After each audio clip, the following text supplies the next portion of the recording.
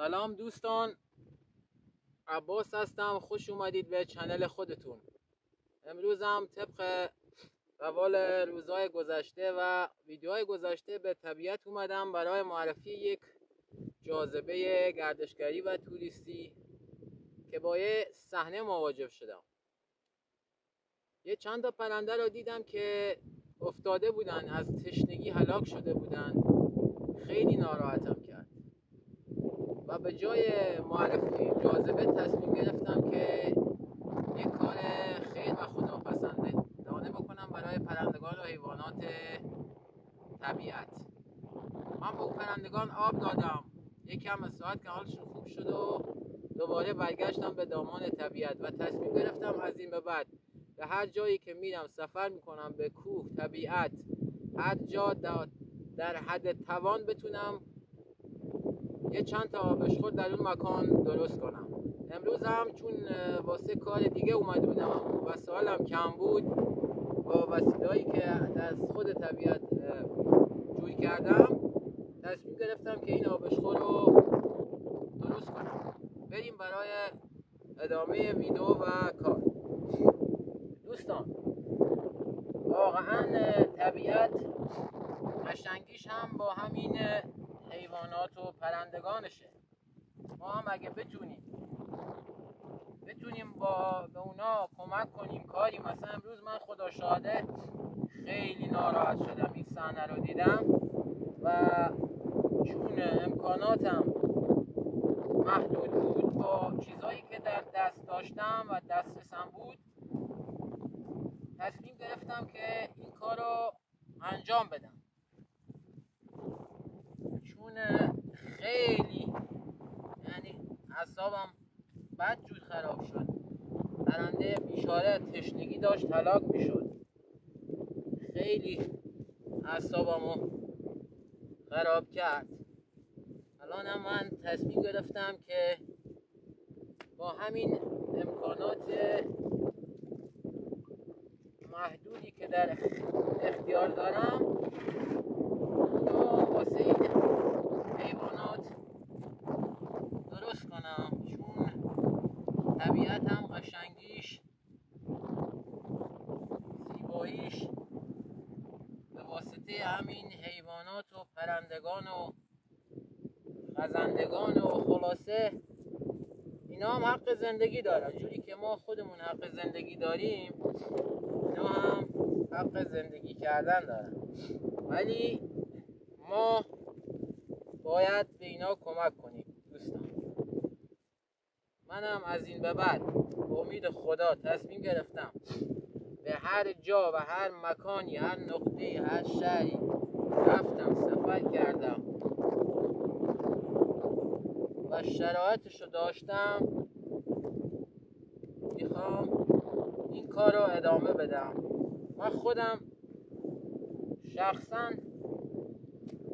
از طبیعت لذت میبرم. یعنی وقتی که به طبیعت میرم، یعنی یه آرامش خاصی بهم دست میده.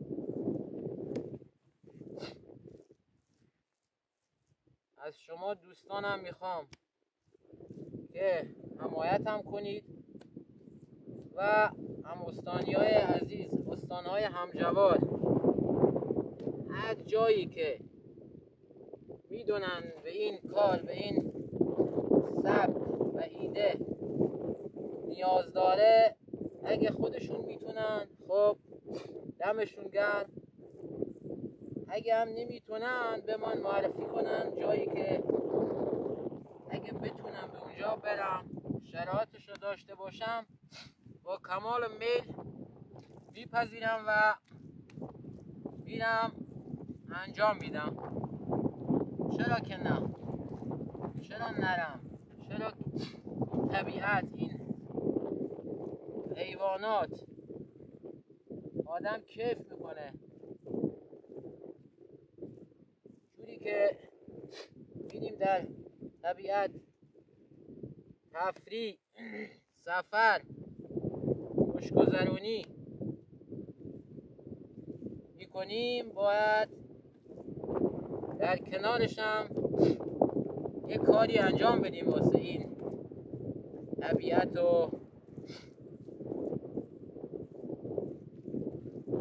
من سعی میکنم دوباره به اینجا بیام و اینو درستش کنم قشنگتر، سیمان، ماسه.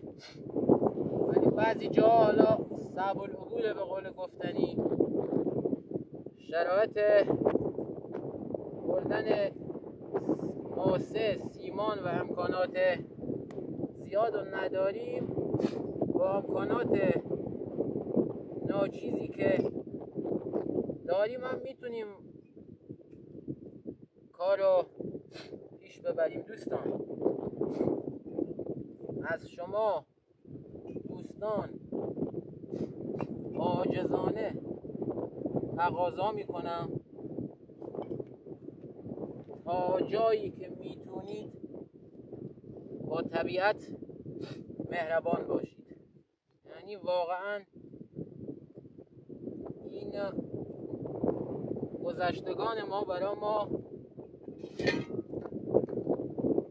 گذاشتن، یه امانتیه، یه جوری که اونا مواظبت کردن واسه ما گذاشتن، ما هم باید واسه آیندگان همون جور تحویلشون بدیم و مواظبت کنیم و به فرزندانمونم بیاموزیم که با طبیعت مهربان باشن. دوستان، خدا شاده کار سختی نیست. یعنی وقتی من نوعی به جنگل، کوه، طبیعت میرم،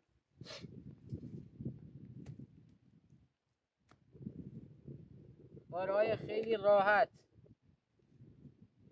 آتیش تا جایی که میتونم درست نکنم، درست کردم هم جوری درست کنم که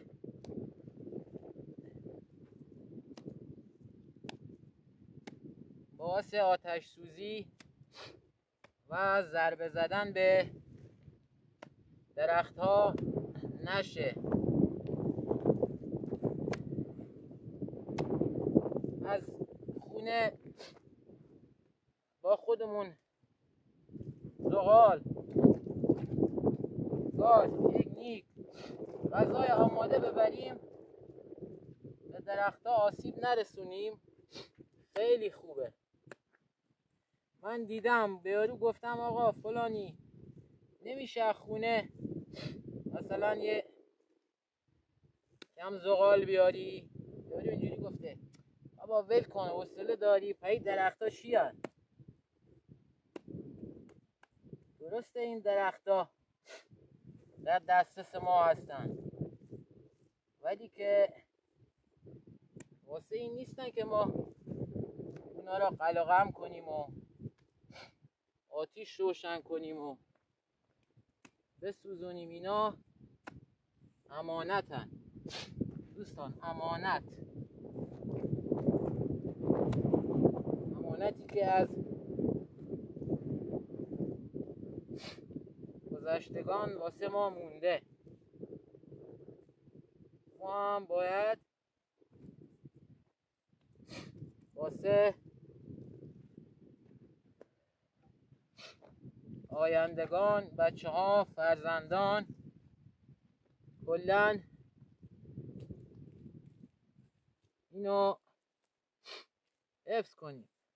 دوستان، این ویدیو و این کار امروز من صرفاً به خاطر اون صحنه ای بود که دیدم و واقعاً حالم رو بد کرد. درست کردم اینو. میام دوباره با امید خدا واسه آبگیری مجدد اینجا میام و اگه قسمت بشه، عمری باشه، ماسه و سیمانو میارم و اینو درست میکنم.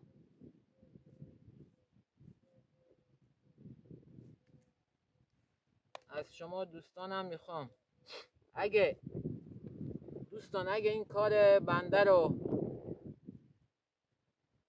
خوشتون اومد، پسند کردید، تو کامنت ها بهم بگید. حمایت هم کنید، لایک، کامنت، سابسکرایب، زنگوله رو فعالش کنید. واقعا نیاز به حمایتتون دارم. ما با حمایت کردن همدیگه میتونیم همدیگه رو موفق کنیم. منم چون تازه کانالم رو زدم، واقعا به حمایت شما دوستان نیاز دارم و ازتون میخوام که حمایتم کنید. دوستان من اینو آماده شدهش رو آبگیریش میکنم و واسهتون به اشتراک میذارم.